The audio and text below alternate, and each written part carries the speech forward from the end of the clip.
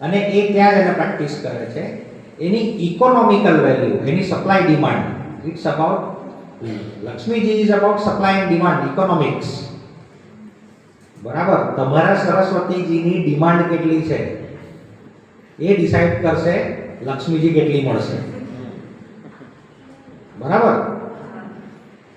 તો એવું એવું નોલેજ તમારે ક્રિએટ કરવું પડે, ગેઇન કરવું પડે કે જેની ડિમાન્ડ વધારે હોય, સપ્લાય ઓછી હોય.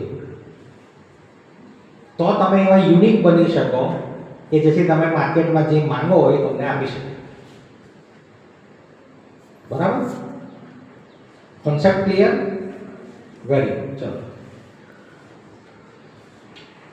તો બે રીતે જ્ઞાનનું મૂડીકરણ થાય. એક આપણે જોબ કરીએ, બીજું આપણે બિઝનેસ કે સ્ટાર્ટઅપ, જે સાહેબે ડિટેલમાં એકદમ તમને સમજાવી દીધું છે. બરાબર.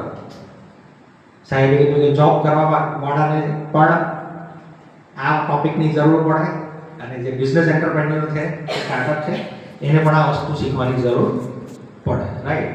ભલે આપણી પાસે 2 કે 3 જણા હાથ ઊંચા છે કે અમે સ્ટાર્ટઅપ કરવા માંગીએ છીએ, પણ બાકીના લોકો જે છે એ લોકો સ્ટાર્ટઅપ કરવા કેમ નથી માંગતા? જરાક 1-2 રીઝન મને કહેશો? એટલે જોબમાં સર 30 તારીખે 1 તારીખે પગાર આવી એવું છે. એને હોઈ શકે માઇન્ડ શકે, કોઈ વાંધો નથી. ક્યાં તો રિસ્ક નથી લેવું. સાહેબે બીજું એક રીઝન કીધું કે ઘરેથી ના પાડે છે, ઘરેથી સપોર્ટ નથી મળતો. સાહેબે બીજું રીઝન કીધું ફાઇનાન્શિયલ સપોર્ટ નથી મળતો, કે પૈસા નથી. રાઈટ. ચલો, ઠીક છે.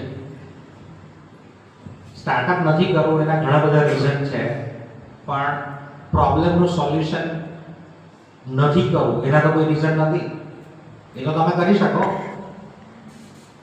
સ્ટાર્ટઅપ નથી કરવું, ફાઇન. સ્ટાર્ટઅપમાં બહુ માથાકૂટ છે.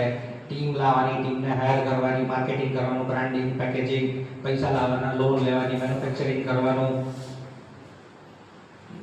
ઘણા બધા પ્રોબ્લેમ્સ છે. બરાબર. તો એવું થાય કે એ બધું હું નથી કરવું, એના કરતાં શાંતિથી જોબ કરું, બીજી તારીખે 5મી તારીખે પગાર, શાંતિથી જીવન. Very good. પણ તો પણ તમે તમારા સરસ્વતીજીને તો યુટિલાઇઝ કરવાના છો ને ત્યાં પણ, એના વગર તો થવાનું નથી. તો સરસ્વતીજીને તમે એવી જગ્યાએ કંઈક યુટિલાઇઝ કરો કે જેથી કરીને એનું, જે પેલા બેને કીધું કે 5 તારીખે પગાર તો આવે પણ સાથે સાથે બીજું બી કંઈક મને મળી શકે, તો એ સરસ્વતીજીના યુટિલાઇઝેશનથી કે જે હું મારા સ્ટુડન્ટ ફેઝ છે એ ડ્યુરેશનમાં જ હું કરી નાખું તો